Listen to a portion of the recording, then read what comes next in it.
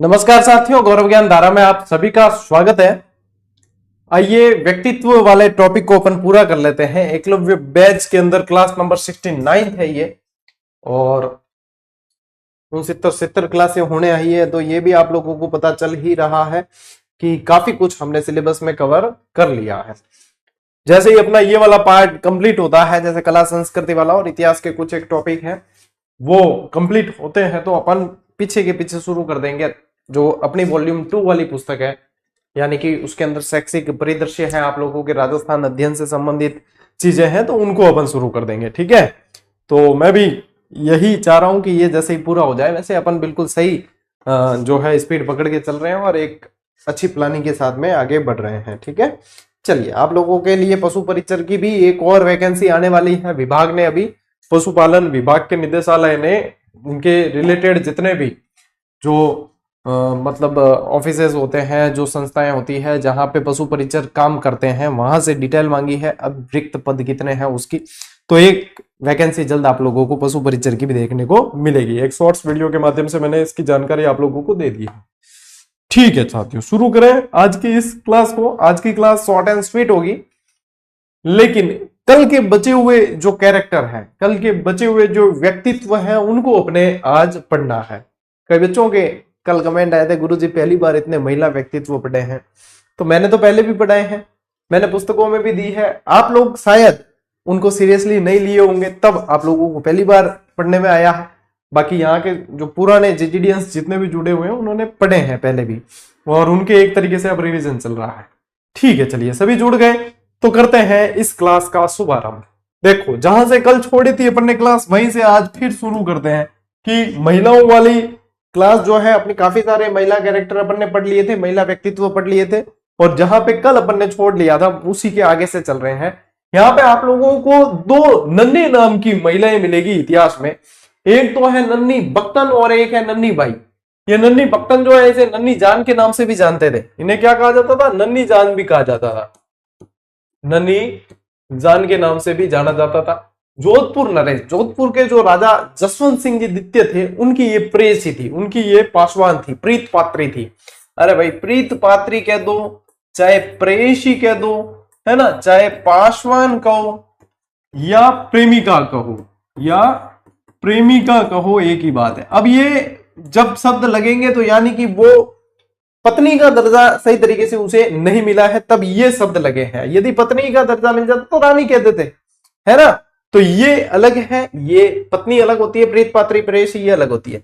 लेकिन प्रीत पात्री यदि शब्द आ रहा है, प्रेयसी आ रहा है, यानी कि वो पुरुष व्यक्तित्व जो है वो उसे बहुत ज्यादा चाहता है। दयानंद सरस्वती ने नशे में धुत जसवंत सिंह को नन्ही भक्तन की पाल की कंधे पर उठाते हुए देखा और धिक्कारा। सभा में इसके लिए कुतिया शब्द का संबोधन किया है। यहां पे देखते हैं आप कि दयानंद सरस्वती ने देखा कि महाराज जो है खुद नशे में इतने चूर हैं और उसके मतलब प्रेम में इतने डूब चुके हैं कि उन्हें ये तक पता नहीं कि वो राजा है और वो क्या कर रहे हैं। तो उसकी पालकी को खुद उठाते हुए देखा, तो इन्होंने जो है धिक्कारा राजा को। तो ये चीज नन्ही जान को अच्छी नहीं लगी, और नन्ही जान ने फिर क्या किया कि दयानंद सरस्वती को अपने नन्ही जान का जो रसोईया था, रसोइये का नाम था जगन्नाथ, उसके हाथों दूध के अंदर पिसे हुए कांच का जहर पिलवा दिया। तो नन्ही जान ने रसोइये जगन्नाथ के हाथों दयानंद सरस्वती को जहर दिलवा दिया। तब बाद में दयानंद सरस्वती योग विद्या के बहुत जबरदस्त जानकार थे, तो जब एक बार जहर पिया तब भी उन्होंने जो है अपनी योग साधना से फिर भी कुछ समय तक जो है निकाला। उसके एक माह बाद में दयानंद सरस्वती की मृत्यु हो जाती है। ये नन्ही बाई अलग है, ये नन्ही भक्तन अलग है। ठीक है, दोनों के अंदर अंतर है। ये नन्ही बाई जो है, इन्हें शेखावाटी की राज गायिका कहा जाता है। स्वामी विवेकानंद जी ने खेतड़ी आने पर इन्हें मीरा, जो स्वामी विवेकानंद जी जब खेतड़ी आए थे तब इन्हें मीरा का पद सुनाया था इन्होंने, नन्ही बाई ने। तो विवेकानंद जी ने इनमें देवी काली का स्वरूप देखा था, ऐसा इतिहास में उल्लेख मिलता है। तो दोनों कैरेक्टर मैंने साथ में एक स्लाइड पे लिए ताकि आप लोगों को परेशानी नहीं हो। ठीक है,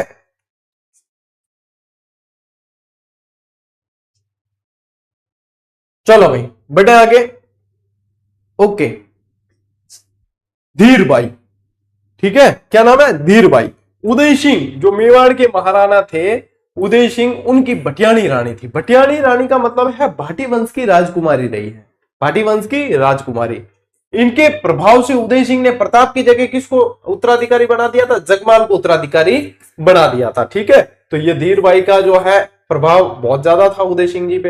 एक ध्यान रखना आपको, महिला कैरेक्टर बालाबाई, आमेर की पृथ्वीराज कछुआ से विवाह हुआ है इनका, और इन्होंने अपने पुत्र पूर्णमल को उत्तराधिकारी घोषित करवाया था। ये बालाबाई कृष्ण भगवान की बहुत बड़ी भक्त थी, और इसी कारण इन्हें जो है कछुआ वंश की मीरा के नाम से भी जानते हैं। ठीक है, लीला देवी जालूर के समर सिंह की पुत्री और गुजरात के भीमदेव के साथ इनका विवाह हुआ है, ये भी आप लोगों को ध्यान रखना है महिला कैरेक्टर के अंदर। और नौजूबाई ये दाई मां है किसकी? मेवाड़ महाराणा जगत सिंह प्रथम की ये दाई मां है नौजूबाई। जगत सिंह ने इनके लिए नौजूबाई का मंदिर बनवाया, जिसे दाई मां मंदिर के नाम से जाना जाता है। क्या कहते हैं? दाई मां मंदिर के नाम से या दाई मंदिर के नाम से जाना जाता है, ये ध्यान रखना है। इसमें काले पत्थर की जगन्नाथ मूर्ति लगी हुई है। और एक ध्यान रखना आपको, रंग देवी के बारे में आप लोगों ने बहुत अच्छी तरीके से पढ़ा है, मैंने खुद पढ़ाया है। रणथंभौर के दुर्ग में जब जौहर की बारी आती है तो रंग देवी के नेतृत्व में जौहर किया गया। तो रणथंभौर के अमीर की रानी थी। 1301 में अलाउद्दीन के आक्रमण के समय इनके नेतृत्व में राजस्थान का पहला जौहर हुआ है। राजस्थान का पहला जौहर जो है इनके नेतृत्व में माना जाता है। किसके? रानी रंग देवी का, रणथंभौर के अंदर। ठीक है, चलिए स्क्रीनशॉट लीजिए, फिर अपन आगे बढ़ेंगे। आ गए सर, आप आपका ही वेट कर रहे हैं। अरे सर ने आयो तो 10 मिनट रुको, तू लेट है पांचवी। वेट करने वाले ऐसे 10 मिनट बाद में थोड़ी आते हैं। वेट करने वाला क्या, सर आवे जीते मैं चाय पिए ना जाऊं, यूं थोड़ी। वेट करने वाला जो इंतजार कर रहा होता है वो तो रुकता है वहीं पे, वो तो न सुधार के यार सर आया जीते 2-4 और चैनल मत देख रहा जा की चाल तो है ढंगवा तो पढ़ना। अरे इंतजार करो तो यूं बिल्कुल आंख की पलक भी नहीं झपके, ऐसा इंतजार करना चाहिए। मुशी रानी, अलवर के बख्तावर सिंह की पासवान। देखो पासवानों का बहुत ज्यादा रोल रहा है इतिहास के अंदर। ठीक है, पासवानों का रोल आज भी है, लेकिन आजकल की पासवानों को गर्लफ्रेंड कह दिया जाता है, और उस समय की पासवान है ये, इनका भी देखो बहुत ज्यादा रोल रहा है। इससे उत्पन्न पुत्र बलवंत सिंह को बख्तावर सिंह ने विनय सिंह के साथ बराबर का राज्य दिया था। देखिए, और अलवर में इसकी 80 खंभों की छतरी बनी हुई है। 80 खंभों की छतरी, बार बार ये सवाल पूछा जाता है। अलवर छतरियां पढ़ाई तब भी मैंने बताया था। यह छतरी बाला दुर्ग के पास बनी हुई है, ये भी ध्यान रखना है। विनय सिंह ने बनवाई थी। ठीक है, विनय सिंह ने। फिर देखो अनारा बेगम, अनारा बेगम भी मैंने इतिहास में आप लोगों को पढ़ाया है। अनारा बेगम जोधपुर के नरेश गज सिंह जी की प्रेयसी थी, और इनके प्रभाव से अमर सिंह बड़े होते हुए भी अमर सिंह की जगह जसवंत सिंह को उत्तराधिकारी बनाया था।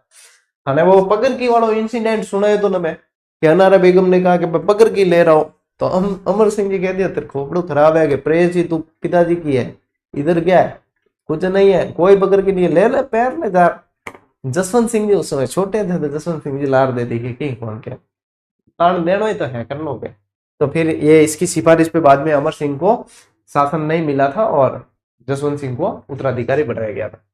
हड्डी रानी सहल कंवर। अब देखो विडंबना यहाँ पे स्टूडेंट के दिमाग की, कि स्टूडेंट जो नए नए तैयारी करने आते हैं उनको सिर्फ एक ही नजर आता है कि हड्डी रानी कह दिया तो सहल कंवर को रख लेते हैं।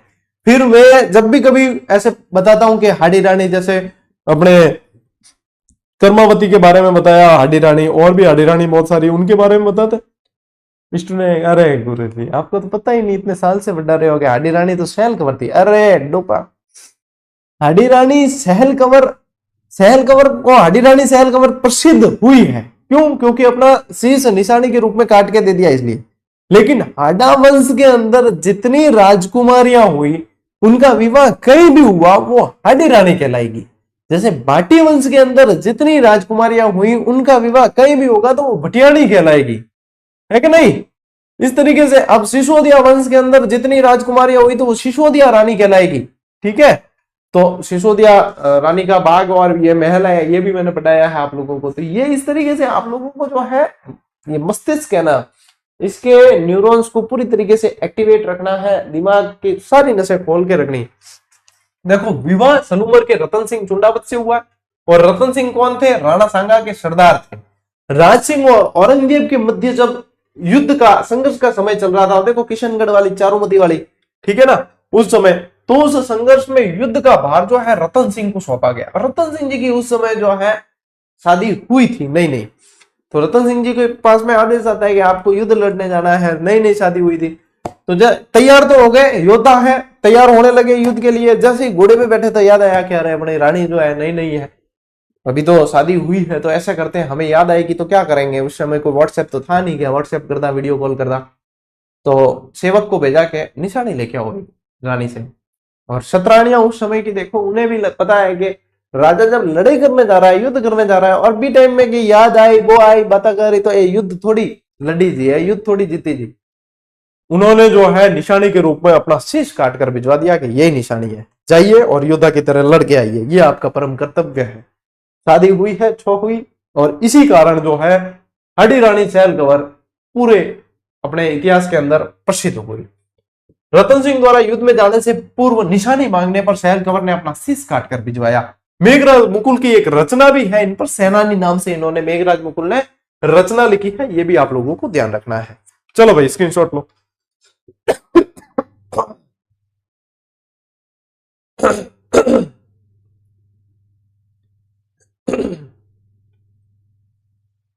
चले आगे बढ़े।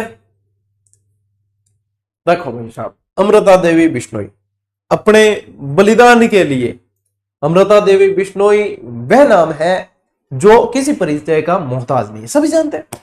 माता अमृता देवी बिश्नोई कहा जाता है। जब खेजड़ली में चले जाओ तो वहां पे कहा जाता है माता अमृता देवी बिश्नोई। उनका जो है वहां पे स्मारक बना हुआ, उनकी जो अभी जहां पे उनकी स्थली है वो जमीन अभी भी जो है कच्ची मिट्टी है, वहां की जो मिट्टी को रज को जो है माथे पर लगाकर तिलक लगाया जाता है।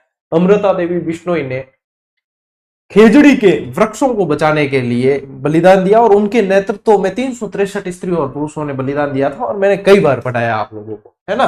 तो ये ध्यान रखो, खेजड़ी के वृक्षों को बचाने के लिए परिवार सहित प्राणोत्सर्ग किया है। इनके पति रामोजी बिश्नोई थे, इनकी 3 पुत्रियां थी, आशु, भागु और रत्ना, और इन्होंने खुद ने भी, और 363 लोगों ने जो है बलिदान दिया है अपने प्राणों का। 1730 में जोधपुर नरेश अभय सिंह, ध्यान रखना जोधपुर के राजा कौन थे उस समय, अभय सिंह जी थे। इनके आदेश पर गिरधारी सिंह सैनिकों सहित खेजड़ली गांव पहुंचा और हरे वृक्षों को काटने लगा। अब देखो, भेजा इसलिए कि जोधपुर दुर्ग के जो दरवाजे थे वो मरम्मत कराने थे, लेकिन हरे वृक्ष जितने खड़े हैं उनको ही काटने लग गए गिरधारी सिंह हाकिम जो थे इनके। तो इन्होंने विरोध किया, अमृता देवी द्वारा विरोध किया गया, और इनके नेतृत्व में 363 लोगों ने बलिदान दिया है। और आप लोग सभी जानते हैं एक उक्ति बहुत प्रसिद्ध है, कौन सी, सिर साठे रूख रहे तो भी सस्तो जान। कि सिर साठे, कि सिर के बदले यदि रूख यानी कि पेड़ बच जाए, एक सिर के बदले एक पेड़ बचता है तो भी सस्ता है। और ये शिक्षा किसने दी, बिश्नोई समाज के प्रवर्तक जामोजी ने। जामोजी ने ही उन्हें कहा जाता है पर्यावरण के आविष्कारक, और आप लोगों ने पढ़ा है बहुत अच्छी तरीके से, तो ये ध्यान रखना है। फिर देखो, नगेंद्र बाला राजस्थान की पहली महिला जिला प्रमुख के रूप में जानी जाती है। केसरी सिंह जी बारठ की पौत्री थी। 1960 में कोटा की जिला प्रमुख बनी, 1960 में कोटा की जिला प्रमुख बनती है, और भारत छोड़ो आंदोलन का भी हिस्सा रही है 1942 के अंदर। कब, 1942। 84 वर्ष की आयु में 2010 में इनका निधन होता है। ये जानकारी आप लोगों को नगेंद्र बाला से संबंधित ध्यान रखनी है। अगला कैरेक्टर देखिए, श्रीमती सत्यभामा, बूंदी के क्रांतिकारी नित्यानंद नागर की पुत्रवधू थी, और स्वतंत्रता आंदोलन में कई बार जेल गई है, ये ध्यान रखना है। गांधी जी की मानस पुत्री के नाम से इन्हें जाना जाता है। चलिए बढ़ा आगे।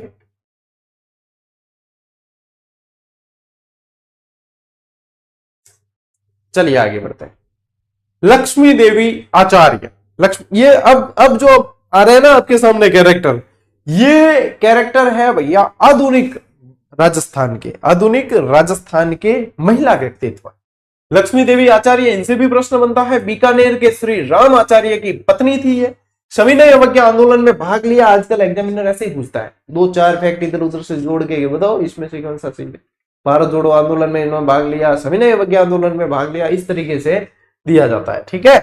तो सविनय अवज्ञा आंदोलन में भाग लिया। 1940 के बाद व्यक्तिगत सत्याग्रह आंदोलन का हिस्सा बनी है ये। जेल में ही इनकी मृत्यु हो जाती है, ये ध्यान रखें। जानकी देवी बजाज, इनका जन्म मध्य प्रदेश के जावरा क्षेत्र में होता है, और 1902 में जमनालाल बजाज से इनका विवाह हुआ। अब बताओ, जमनालाल बजाज को किस नाम से जाना जाता है, बताओ देखें।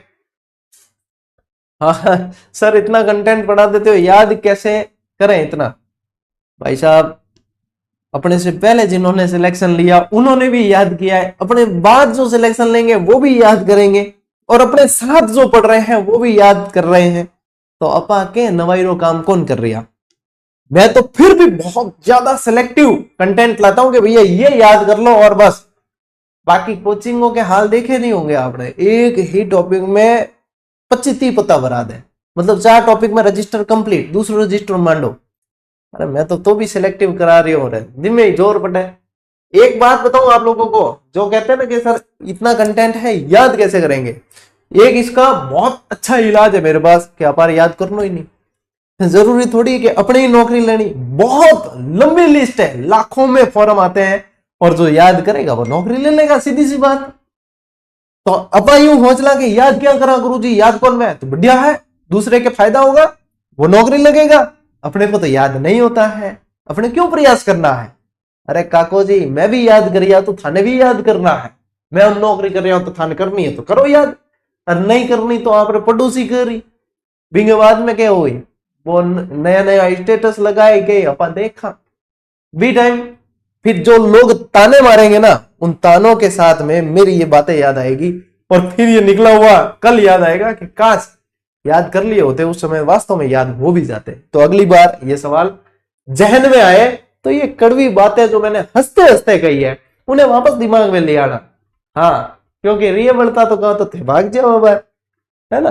तो इसलिए याद रखो ये चीजें कि अपने को याद नहीं हो रही, इसका मतलब ये नहीं है कि किसी को नहीं हो रही, करे है भाई साहब, सभी याद करें। ले जमनालाल बजाज को किस नाम से जानते थे रे? गुलाम नंबर 4 और गांधी जी के 5वें पुत्र, ठीक है?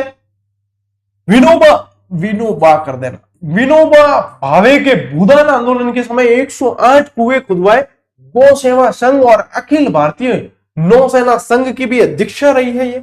1956 में इन्हें पद्म विभूषण से नवाजा गया है, और इनकी पुस्तक मेरी जीवन यात्रा थी, ध्यान रहे, और गांधी जी से बहुत प्रभावित रही है। एक जानकी देवी विजय सिंह पति की भी पत्नी है, तो कंफ्यूज नहीं हो आप, इसलिए ये यहाँ पे मैंने एक लाइन ऐड कर ली है, ठीक है? कि विजय सिंह पति की पत्नी का नाम भी जानकी देवी था, लेकिन वो बजाज नहीं थी। क्यों? क्योंकि जमनालाल बजाज से विवाह किया तभी तो ये बजाज हुए, तो ये ध्यान रखना है अपने को, ठीक है?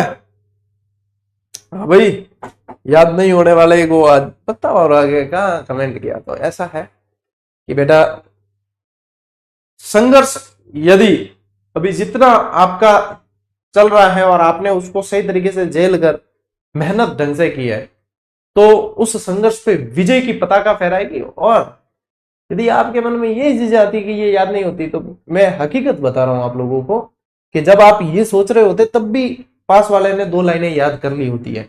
करना तो पड़ेगा, करना तो पड़ेगा, यदि नौकरी लेनी है, और कोई ऑप्शन ही नहीं है। अंजना देवी चौधरी जन्म सीकर के श्री माधोपुर में, 1911 में रामनारायण चौधरी से विवाह किया इन्होंने, और पर्दा प्रथा को त्याग कर स्वतंत्रता आंदोलन का हिस्सा बनी है, स्वतंत्रता आंदोलन का हिस्सा बनी है, ठीक है? समस्त रियासती जनता में गिरफ्तार होने वाली प्रथम महिला, देखो ग्रीन कलर की लाइन में अलग से मैंने लिखा है ताकि आप लोगों को जो है हाईलाइटेड चीजें मिले, कि यहाँ पे क्या ध्यान रखना है, गिरफ्तार होने वाली इनमें रियासती जनता के अंदर पहली महिला थी है। मेवाड़ और बूंदी की महिलाओं में जागृति लाने का भी इन्होंने प्रयास किया है, और 1924 में बूंदी से निर्वाचित हुई है ये, अजमेर के नारोली आश्रम में रहकर हरिजन सेवा संघ का कार्य किया है। बूंदी से निर्वाचित कर दिया था इनको 1924 में, फिर बाद में इन्होंने कहा अजमेर के नारोली में रहकर, नारोली आश्रम में रहकर हरिजन सेवा कार्य का काम किया है। बिजोलिया किसान आंदोलन के दौरान 500 महिलाओं के समूह का नेतृत्व भी इन्होंने किया। देखो, एक तो आप लोगों ने अभी पढ़ा जानकी देवी बजाज, ठीक है? ये जानकी देवी बजाज, एक आप लोगों के अंजना देवी चौधरी, और एक रत्ना शास्त्री। आधुनिक राजस्थान के अंदर ये 3 कैरेक्टर बहुत ज्यादा महत्वपूर्ण है, ठीक है? बहुत ज्यादा महत्वपूर्ण है महिला कैरेक्टर के अंदर। रत्ना शास्त्री का जन्म खाचरोद मध्य प्रदेश में, विवाह किससे हुआ है? हीरालाल जी शास्त्री से, ठीक है? 1929 में हीरालाल शास्त्री द्वारा स्थापित जीवन कुटीर संस्था की ये सक्रिय कार्यकर्ता बन गई थी, और 1930 में जयपुर प्रजामंडल द्वारा आयोजित सत्याग्रह आंदोलन में सक्रिय भूमिका निभाई है इन्होंने। 1955 में पद्मश्री और 75 में पद्म भूषण सम्मान से सम्मानित हुई है। लीजिए स्क्रीनशॉट।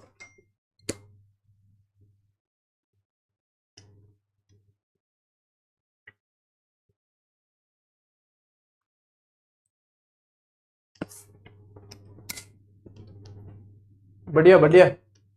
टेस्ट में तो देखो जितना प्रैक्टिस करोगे उतना फायदा ही है। आज आप लोगों को, कईयों को क्या है कि ऊपर ऊपर से देखते हैं तो पता नहीं होता कि कंटेंट कैसा है, क्योंकि वो प्राइस देखते हैं, अरे सस्ती है, सस्ते में मेहनत नहीं होगी। इसीलिए जो है कभी कभी हम स्क्रीनशॉट डाल देते हैं कि भैया सस्ती है, इसका मतलब ये नहीं कि इसके अंदर मेहनत नहीं की, इसके अंदर बहुत ज्यादा मेहनत करके दी गई है। ठीक है, इसीलिए वो सस्ती है कि हर विद्यार्थी उस पर अभ्यास करे। देखना टेलीग्राम पे, जिनको पता नहीं है ना, आज ही टेलीग्राम पे आप लोगों के 22-25 स्क्रीनशॉट डालें ग्रेड 3 की टेस्ट सीरीज की।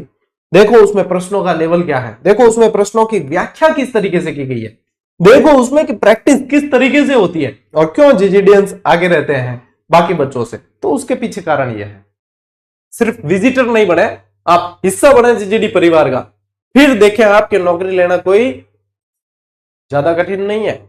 देखो अपने रत्ना शास्त्री पढ़ रहे थे, रत्ना शास्त्री में ही आगे ध्यान रखना कि इनकी पुत्री शांता देवी की मृत्यु होने पर शिक्षा कुटीर वनस्थली विद्यापीठ के जरिए बालिकों को शिक्षा देने का कार्य भी इन्होंने किया है।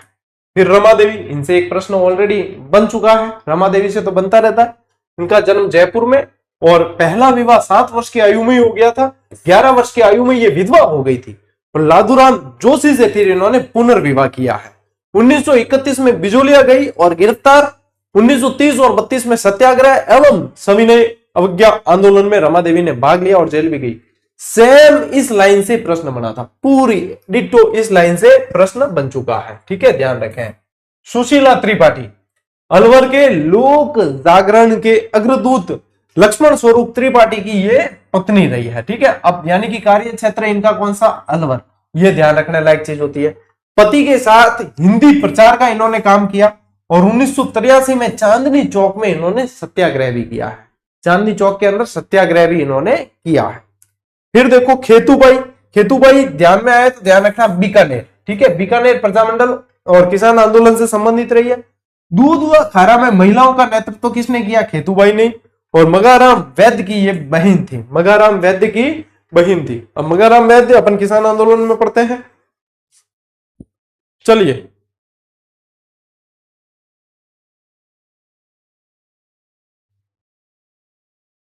सर, आपकी क्लास बहुत समय से पढ़ती हूँ, टेस्ट सीरीज लेने की प्रयास किया लेकिन सोल्ड आउट आ रही है। सोल्ड आउट जो आ रही है वो फर्स्ट ग्रेड वाली आ रही होगी, और फर्स्ट ग्रेड की अब नई लॉन्च होगी, तब ज्वाइन करें आप। समय अभी इसमें थोड़ा सा, उसमें व्याख्या वगैरह उसका काम चल रहा है, तो वो अभी लॉन्च हुई नहीं है, और जो सोल्ड आउट बता रही है वो पुरानी है, तो वो आप ज्वाइन नहीं कर सकते, उसको ज्वाइन करने का समय निकल चुका है, और उस पर आधारित परीक्षाएं भी हो चुकी है, इसीलिए वो सोल्ड आउट है। ठीक है, तो जब जो टेस्ट सीरीज जिस परीक्षा के लिए लॉन्च की थी वो परीक्षा हो चुकी है, तभी वो सोल्ड आउट हो जाती है, या फिर उसके अंदर कैपेसिटी फुल हो गई है स्टूडेंट के एनरोलमेंट की, तो वो सोल्ड आउट हो जाती है।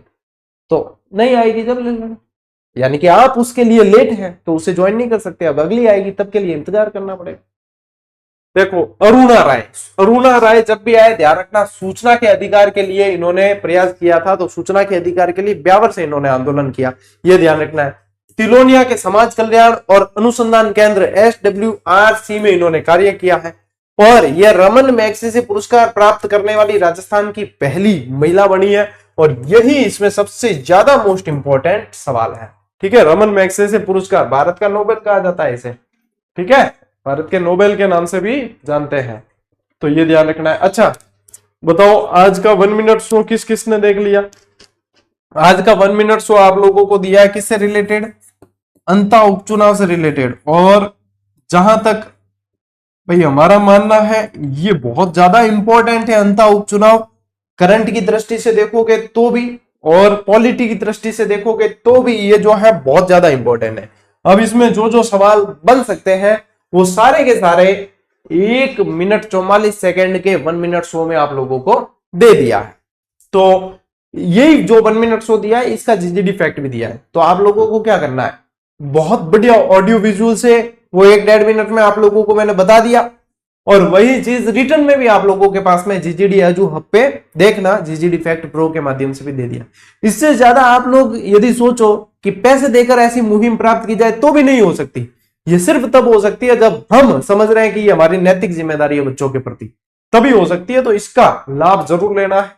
कल और एक बढ़िया आप लोगों को जीजीडी फैक्ट मिलने वाला है, तो उसका इंतजार करें। 12 साढ़े 12 बजे मैंने कहा है कि अपलोड हो जाएगा आपके डेली जीजीडी फैक्ट, ठीक है, ये ध्यान रखें आप। देखो नारायणी देवी वर्मा, इनका जन्म सिंगोली एमपी में हुआ है और विवाह माणिक्यलाल वर्मा से हुआ है इनका। बिजोलिया में शिक्षा का प्रचार प्रसार किया और इन्हें बंदी बनाकर कुंभलगढ़ किले में रखा गया था। पूछ लेके कट रखा तो कुंभलगढ़ किले में। 1942 में अपने पुत्र पुत्रियों संग ये जेल गई है और ये यहां से प्रश्न बन चुका है, मोस्ट इंपॉर्टेंट है। भीलवाड़ा में 1944 में महिला आश्रम संस्था की इन्होंने स्थापना की है और 1952 में डूंगरपुर के आदिवासी कन्या छात्रावास का भी इन्होंने गठन किया है। यह आने वाले समय में बन सकता है। भीलवाड़ा वाला 1944 महिला आश्रम से प्रश्न बन चुका है, ठीक है। चलिए स्क्रीनशॉट लो भाई, आगे बढ़ागा। कालीबाई, कालीबाई के बारे में कौन नहीं जानता। मैंने अपने बचपन के अंदर स्कूल के अंदर दो कैरेक्टर बहुत ढंग से पढ़े जिन्होंने हृदय पे गहरा प्रभाव छोड़ा था। एक तो मैंने कल बताया आप लोगों को सागरमल गोपा, और एक आज बता रहा हूं कालीबाई। कालीबाई की स्टोरी भी जो कहानी आती है वो भी स्कूल में पढ़ी थी बचपन में। ध्यान रहे डूंगरपुर के रास्तापाल से संबंधित है ये पूछते हैं रास्तापाल का। प्रजामंडल द्वारा संचालित पाठशाला में पढ़ती थी। प्रजामंडल का काम क्या था? प्रजा की हितों को आगे रखना। तो ये प्रजामंडल के द्वारा जो संस्था चलाई जाती थी ना पाठशाला, उसमें पढ़ती थी। डूंगरपुर महाराव ने पाठशाला बंद करने के आदेश दिए, लेकिन इनके कार्यकर्ता नाना भाई खाट ने मना कर दिया। और यहाँ टीचर कौन थे? सेंगा भाई टीचर थे। कार्यकर्ता थे प्रजामंडल के कौन? नाना भाई खाट जो देखरेख करते। सेंगा भाई थे अध्यापक के रूप में कार्यरत थे। तो क्या हुआ कि इनके जो महारावल थे ना या डूंगरपुर के, उनके जो है आदमी आते हैं, पुलिस आती है और सेंगा भाई को जो है पकड़ के ले जाती है। तो सेंगा भाई को ट्रक से बांधकर घसीटा गया और यह देखकर खेत से लौट रही थी कालीबाई। जो कालीबाई इनकी स्टूडेंट थी। कालीबाई कौन थी? स्टूडेंट थी सेंगा भाई की। देखा कि हमारे मास्टर जी को ले जा रहे हैं। कालीबाई ने दौड़कर हंसियों से रस्सी काट दी और एक पल भी नहीं सोचा कि पुलिस जो है मुझे मार देगी। बंदूकधारी पुलिस आई थी सारी। जैसे ही उसने हंसिया से रस्सी काटी तो पुलिस ने जो है गोलियां बरसाना शुरू कर दिया, भून दिया पूरी तरीके से। तो जिससे कालीबाई की जो है मृत्यु हो जाती है। ये आप लोगों को ध्यान रखना है, ठीक है। चलिए आज की देखो, उस समय के बालक भी देखो कितने अपने शिक्षक के प्रति कितने मतलब जिम्मेदार होते थे कि अपने जो है जान की भी परवाह नहीं करते थे। आज की टाइम में मैं कह रही हूँ अगर कि मार साथ कोई मतलब दोस्त नहीं भी है, कोई बाहर लो आदमी आर अगर कोई हाथापाई वगैरह कर दे, छोरा वीडियो और बना दे, अरे मारसान कुटिया रे कुटिया यहाँ कर दे। आजकल इस समय में और उस समय में बहुत ज्यादा अंतर है। आज तो मतलब भले मारसान मतलब यूं खाली हाथ ही लगाए हुए तो भी घरजान बड़ा चढ़ा, अरे मारसान तो बहुत कुटिया है तो लाता घुसाओ हो, मारसा कहता बचाओ बचाओ, या मतलब अफवाह भी उड़ा दे। मास्टर तो मतलब कुंगाड़ी खेजड़ी उड़ो है, कोई भी सिर दिया गया हाँ मास्टर ही तो है।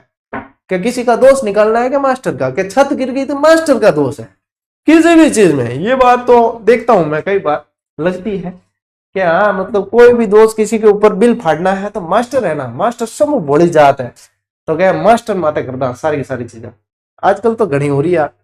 किशोरी देवी, पति हरलाल खर्रा, शेखावाटी क्षेत्र में राष्ट्रीय आंदोलन में सक्रिय भूमिका निभाई इन्होंने। कटरातल में 10,000 महिलाओं का नेतृत्व किया था किशोरी देवी ने। कितने? 10,000 महिलाओं का नेतृत्व किया। फिर ध्यान रखें स्वाति राठौड़, नागौर की बेटी है ये। भारतीय वायुसेना में फ्लाइट लेफ्टिनेंट थी ये और पहली महिला पायलट जिसने गणतंत्र दिवस पर राजपथ पर हुई परेड का नेतृत्व किया था राजस्थान की ओर से, ठीक है। चलिए स्क्रीनशॉट लीजिए, आगे बढ़ते हैं।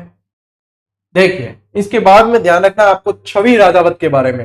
भारत की सबसे कम उम्र की एकमात्र सरपंच जो एमबीए की हुई थी, ठीक है ना, एमबीए डिग्रीधारी, टोंक के सोडा गांव की सरपंच रही है। 2013 में स्थापित भारतीय महिला बैंक की निदेशक भी रही है। और फिर देखिए डॉली मीना, इनकी तो फेसबुक पे बहुत सारे आप लोगों ने पोस्ट देखी होगी डॉली मीना की, तो है ना। तो डॉली मीना जो है पति के साथ यूरोप में निवास करती है और विदेश में राजस्थानी वेशभूषा को लेकर विशेष रूप से चर्चा में रहती है। मीणा समाज के अंदर पहनी जाती है लुगड़ी, तो वो जो है लुगड़ी ओढ़नी उसके लिए मतलब विदेशी बालाओं के मध्य भी आप देखोगे तो धौली मीणा अपनी संस्कृति को जो है, संस्कृति का ध्वज वहां पे फहराती हुई मिलेगी। तो ये बहुत अच्छी बात है। यूरोप के सबसे ऊंचे ज्वालामुखी माउंट एटना पर तिरंगा फहराने वाली पहली भारतीय आदिवासी महिला कौन बनी है? धौली मीणा बनी है। ठीक है, तो ये ध्यान रखना है। अपने भारत के लोग यदि विदेशी सरजमी पे जाके भी अपनी संस्कृति को नहीं भूलते हैं तो इससे अच्छी बात क्या हो सकती है। गायत्री देवी जयपुर महाराज मानसिंह द्वितीय की महारानी, राजमाता के नाम से जाना गया इन्हें। वोग पत्रिका द्वारा टॉप 10 सुंदर महिलाओं में शामिल रही है ये, और राजस्थान की पहली लोकसभा सदस्य भी रही है।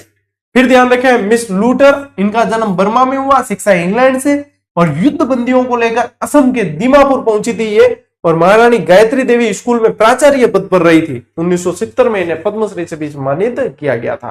ठीक है, चलिए भाई स्क्रीनशॉट लीजिए, फिर आगे बढ़ेंगे। अच्छा, अब देखो जैसे धौली मीणा के बारे में पढ़ा, छवि राजावत के बारे में पढ़ा आपने, वैसे ही आप आजकल एक और व्यक्तित्व के बारे में समय समय पर सोशल मीडिया पे और अखबारों में देखते होंगे, जिनका नाम है रूमा देवी। क्या? रूमा देवी। रूमा देवी ने कशीदाकारी के माध्यम से महिलाओं को आत्मनिर्भर बनाया। 8 मार्च 2019 को रूमा देवी को तत्कालीन राष्ट्रपति रामनाथ कोविंद ने नारी शक्ति पुरस्कार 2018 से सम्मानित किया था। 20 सितंबर 2019 को केबीसी यानी कि कौन बनेगा करोड़पति में भी इन्होंने हिस्सा लिया। और रूमा देवी को 27वां जानकी देवी बजाज पुरस्कार 2019 से सम्मानित किया गया। हार्वर्ड विश्वविद्यालय बोस्टन यूएसए द्वारा 17वें अखिल भारतीय सम्मेलन जो 2020 में आयोजित हुआ था, उसमें पैनलिस्ट के रूप में आमंत्रित किया था। वर्ष 2010 में रूमा देवी ग्रामीण विकास एवं चेतना संस्थान बाड़मेर की अध्यक्षा बनी है। वर्तमान में ये राजीविका की ब्रांड एम्बेसडर है और महात्मा ज्योतिराव फूले विश्वविद्यालय जयपुर द्वारा कला के क्षेत्र में डॉक्टरेट की उपाधि से इन्हें सम्मानित किया गया है। श्रीलंका सरकार द्वारा शिल्पा अभिमानी पुरस्कार दिया गया इन्हें। नीदरलैंड सरकार द्वारा वुमेन ऑफ विंग्स नीदरलैंड से सम्मानित किया है। और रूमा देवी पर बनी डॉक्यूमेंट्री फिल्म है रूमा देवी द क्रूसेडर। कौन कहता है कि आसमान में छेद नहीं हो सकता, एक पत्थर तो तबीयत से उछालो यारो। कौन कहता है कि महिलाएं आगे नहीं बढ़ सकती, महिलाओं को आगे बढ़ने का अधिकार नहीं है? क्या आप रूमा देवी जैसे व्यक्तित्व को देखते नहीं है, जिन्होंने अपने आप को साबित किया? देखो कितने सारे विदेशों से पुरस्कार लिया इन्होंने, और अपने देश को जो है, अपने क्षेत्र को जो है, अपने कार्य को आगे लेकर जा रही है। बताइए इनसे बड़ा व्यक्तित्व क्या होगा? चलिए स्क्रीनशॉट लीजिए, आगे बढ़ते हैं। ऐसा ही एक व्यक्तित्व और बताता हूं आप लोगों को, जिन्हें आप जानते हैं नीरू यादव के नाम से। जब मैं मिला इनसे तो बहुत साधारण व्यक्तित्व की ये महिला है, लेकिन अपने क्षेत्र की भाई दबंग है। यानी कि ये जो है आप लोग यहां पे देखेंगे हॉकी वाली सरपंच के नाम से इन्हें जाना जाता है। यानी हॉकी खेल के लिए अपने बालिकाओं को जो है ये बहुत ज्यादा प्रेरित करती है, इन्हें हॉकी वाली सरपंच कहते हैं। और भाई साहब इनकी एक बार जो है इनके हस्बैंड से मेरी बात हो रही थी फोन पे, और पीछे से इनकी दहाड़ सुनाई दे रही थी, हाँ नीरू यादव बोल रही हूँ, हॉकी वाली सरपंच है। अगले मैं क्यों, अगले तो भाई दूजा दे यूं ही है। तो बहुत अच्छा इनका कार्य क्षेत्र रहा है। जन्म इनका 7 मई 1990 को हुआ है। नीरू यादव वर्ष 2020 में लांबी अहीर ग्राम पंचायत झुंझुनू विधानसभा सूरजगढ़ की सरपंच बनी।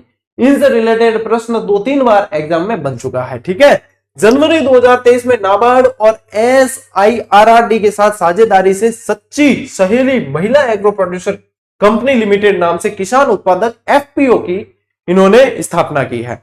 महिलाओं को सशक्त बनाने और ग्रामीण विकास को बढ़ावा देने के उद्देश्य से इन्होंने आदित्य फाउंडेशन जो है इसका NGO की भी स्थापना की, आदित्य फाउंडेशन नाम से। और वर्ष 2022 में राजस्थान सरकार के प्रतिष्ठित शिक्षा श्री पुरस्कार और 2023 को महिला मेंटर फॉर्म से ग्रास रूट लीडरशिप अवार्ड से भी इन्हें सम्मानित किया। यदि आप यहाँ पे देखेंगे तो न्यूयॉर्क में संयुक्त राष्ट्र के जनसंख्या और विकास आयोग की ओर से आयोजित वार्षिक सम्मेलन CDP मीट 2024 में भारत का इन्होंने प्रतिनिधित्व किया था। देखो CDP मीट का आयोजन 29 अप्रैल से 30 मई 2024 को हुआ था। 3 मई को नीरू यादव का संबोधन था और नीरू यादव का विषय था नेतृत्व अनुभव, महिलाओं की अग्रणी भूमिका। फिर देखो इनकी और कार्य, मेरा पेड़ मेरा दोस्त मुहिम के तहत सरकारी विद्यालयों को के विद्यार्थियों को 21,000 पौधे वितरित किए। ग्रामीणों के बीच वित्तीय समावेशन को बढ़ावा देने के लिए एसबीआई बैंक के साथ भागीदारी की। बर्तन बैंक खुलवाकर ग्राम पंचायत को प्लास्टिक मुक्त कराने की पहल शुरू की। अपनी ग्राम पंचायत की लड़कियों को सशक्त बनाने के लिए एक हॉकी टीम बनाई और अदिति फाउंडेशन की तरफ से एक प्रशिक्षक की भी व्यवस्था की। सितंबर 2023 में नीरू यादव कौन बनेगा करोड़पति में भी पार्टिसिपेट करती है और 2 से 3 बार इनसे संबंधित प्रश्न एग्जाम में पूछा जा चुका है। ठीक है, तो ये सारी चीजें आप लोगों को ध्यान रखनी है कि महिला व्यक्तित्व से संबंधित यदि आपको कहीं से कुछ भी प्रश्न पूछ ले तो आप गलत करके नहीं आएंगे। ठीक है, चलिए भाई स्क्रीनशॉट लीजिए, फिर आगे बढ़ते हैं। ओके, इसी के साथ आपके व्यक्तित्व वाली क्लास पूरी होती है। यानी कि व्यक्तित्व के अंदर अपन ने पुरुष व्यक्तित्व, महिला व्यक्तित्व, सारे उपनाम, प्रथम वगैरह सब कुछ पढ़ा है, एवरीथिंग जितना भी अपन पढ़ सकते हैं। इन 3 क्लास में अपन ने महिला व्यक्तित्व पूरे पढ़े हैं। अब मैं आपको बता रहा हूं कि सोमवार से शुक्रवार अपनी क्लास आती है और 2 दिन दिए जाते हैं आप लोगों को इन्हीं 5 क्लास के रिवीजन के लिए और प्रैक्टिस यानी कि अभ्यास के लिए। तो कल शनिवार, परसों रविवार अपनी क्लास नहीं आएगी, फिर आएगी सोमवार को शाम 8 बजे। तो ये 2 दिन बढ़िया तरीके से रिवीजन करो और इन दिनों में अपनी रणनीति के अंदर अभ्यास को हिस्सा जरूर बनाना, क्योंकि जितने प्रश्न आप एग्जाम से पहले अपने नजरबार निकाल दोगे उतना ही फायदा है। एग्जाम हॉल में आप लोगों के प्रश्न गलत होने की संख्या कम हो जाएगी, कि गलत फिर बिल्कुल नहीं के बराबर होंगे। ठीक है, तो ये एक गोल्डन टिप्स दिए मैंने आप लोगों को, इसको नोट करके रखें, इसके अनुसार कार्य करें और अपने सिलेक्शन को सुनिश्चित करें। आज की इस क्लास में, इस सेशन में साथियों इतना ही। अब मिलते हैं अपन अगली क्लास में, अगले सेशन में। तब तक के लिए राम राम, जय हिंद।